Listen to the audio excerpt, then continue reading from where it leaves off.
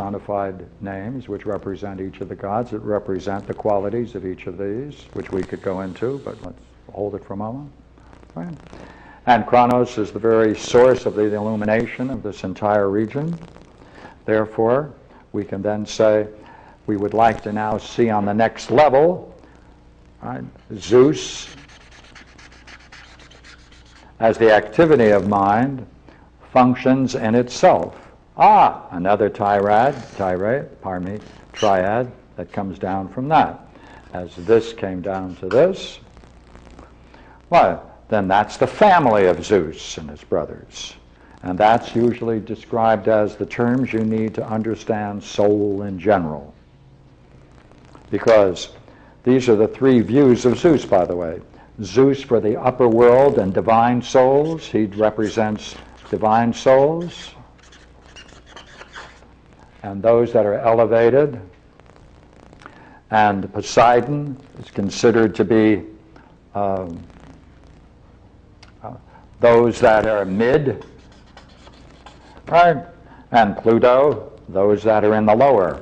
This is also called marine Zeus in Greek mythology, the marine Zeus, because Poseidon is responsible for all the lower levels of our world, the valleys, the rivers, the waters. These are the marine Zeus.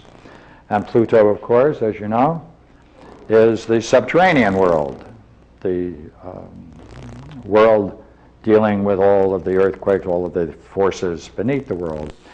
For each of these, there can be said to be a domain responsible to each of these people, and therefore this is sometimes sacred to Pluto to Hades, Poseidon to the seas, Zeus to the divine souls in the heavens. In the same way, Zeus is considered to be uppermost in the heavens, and therefore the fixed stars are his domain. Poseidon the sun, and Pluto the moon, and other attributes akin to these follow. Now, we want to go further. We want to see what happens when you take this idea of soul in general and what happens when you break it through and talk about soul as it takes on an intelligible status and an entity in itself. There has to be a separation and a new realm. And how is it represented? It's represented, therefore, for the journey of the soul in this world. So the journey of the soul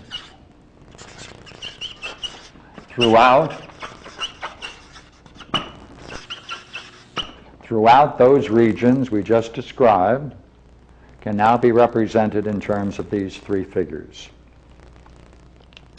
And again, there are going to be three different periods that we can look at, and therefore we'll do that. And I think now we can go into the myth. Right? Good. Just before you go to the myth, I just want to say the structure you've drawn in modern mathematics is known fractals. Fractals. Yes. Yeah, fractals, repeating the same figure. That's right, yes. that's fractals, right. And it also is a mean analogy, you see, because, yeah. right, A is to B as B is to C. You can represent that. A is to B as B is to C.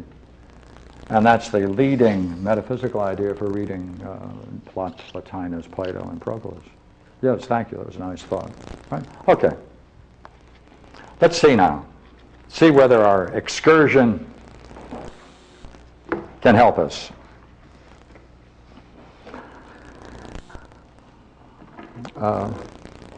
Good, we've got plenty of time. All right, 1, 2, 3, 4, 5 pages. I want you to take everything I shall say as strict truth. That's the way Plato introduces the myth. I'm at 523 in the Gorgias. When, as Homer says, Zeus, Poseidon, and Pluto took over the rule of the universe, well, let's turn it back.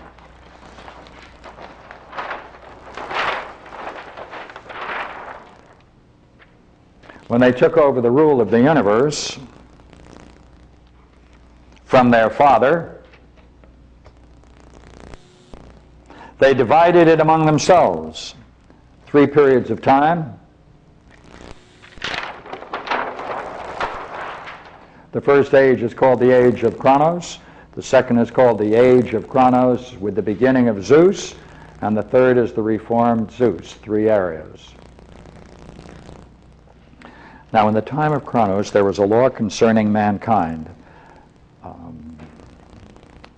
That's often called destiny, which holds to this very day among the gods, that any man who's passed his life in a just and holy fashion should upon his death end in the islands of the blessed and dwell there in complete happiness out of the reach of evil.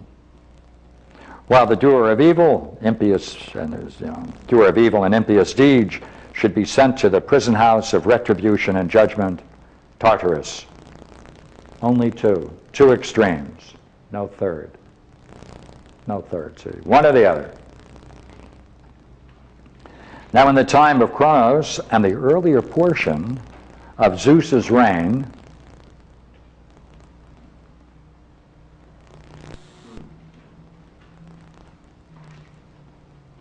the judges were living men. Well, if they're living men, then they judged their fellows while they were still alive. And since the arraignment of a man was held on the day that he was about to die, for this reason the judgment was conducted badly. So Pluto was upset because no one's going to Hades. Well, the wrong people are going to Hades. Well, the wrong people are going to the islands of the blessed. So both Pluto and the overseers of the islands of the blessed came to Zeus and reported that improper persons were being sent to both places. Then Zeus said, I'll have to put a stop to this proceeding. It's quite true that the judgments are now conducted badly, but the defendants are brought to trial clothed and the judgment is passed while they're still alive. There are many, he said, who have wicked souls, but are clad in beautiful clothes, beautiful bodies, and the pride of race and wealth. And when judgment comes, many witnesses advance to their aid, testifying to the justice of their lives. The judges are overawed by these. Furthermore, they themselves are clothed with the veil of eyes and ears, and indeed the whole body interposed before their souls as they sit in judgment. So they're judging through the senses and through their values. And this becomes an obstacle for them, both their own clothing and that of those they judge. Now first, Zeus said, we must terminate the following things. 6. We must terminate men's knowledge of death. I've given orders to Prometheus to make sure that this rule is carried out. Next, they must all be judged in nakedness, for judgment must be passed, and only be passed after they're dead. The judge must also be naked and dead, and in order that the judgment shall be just, is very contemplating the naked soul of each man who has died without warning, bereft of all his kin, and all his trappings left behind upon the earth. Accordingly, since I reckon this state of affairs even before the rest of you, I have appointed my own sons, 2 from Asia, Minos,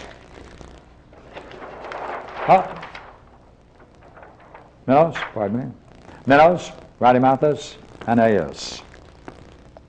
I've appointed my own sons to be judges, 2 of them from Asia, Minos and Rhadamanthus, and 1 from Europe. By the way, these 2 are from Asia. Asia means, in the Greek mythology, the area of light. West is in darkness as the sun sets in the west, therefore it's darkness. The east, therefore, Plato is saying, this is the realm of light, this is the realm of darkness.